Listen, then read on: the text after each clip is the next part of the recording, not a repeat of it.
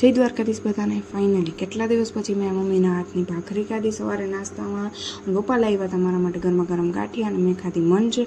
અને પછી નાસ્તો કરીને પહોંચી ગઈ ઓફિસે. ઓફિસનું કામ પતાવીને નીકળી ગયા ઘરે. સાંજે જવાનો હતો મારા ગેરેજમાંથી ગાડી લેવા. તો ગાડી લઈ અને આપણે ગાડી લેવા ગયા તો અહીં જોયું તો ગાડી મસ્ત થઈ ગઈ હતી. અને ગાડી વિચારો શું તો કે ગાડી લેવા ગઈ ને ત્યાં ફૂલ વરસાદ, અને જ્યાં હું ઘરે પહોંચી ને એટલી વારમાં તો ફૂલ વરસાદ ચાલુ થઈ ગયો. પછી મને મન થયું હતું પૌવા ખાવાનું, જે મારે કેન્ટીનમાં મળે છે મસ્તીના પૌવા એવા, કેમ કે એ ચટણીવાળા ન હોય, ખાલી હળદર મીઠુંવાળા જ હોય. તો મસ્તીના પૌવા બનાવવાની ટ્રાય કરી. તો એમાં પૌવા બનાવવામાં ડુંગળી એ મને રોવડાવી દીધી અને પછી મેં મારી સ્ટાઇલમાં થોડાક વઘાર્યા. પૌવાની જગ્યાએ થોડાક ખીચડી જેવા દેખાવા માંડ્યા. મારી મમ્મી બહુ મસ્ત વઘારે છે, મને એટલા બધા નથી આવડતા, છતાંય હાલે.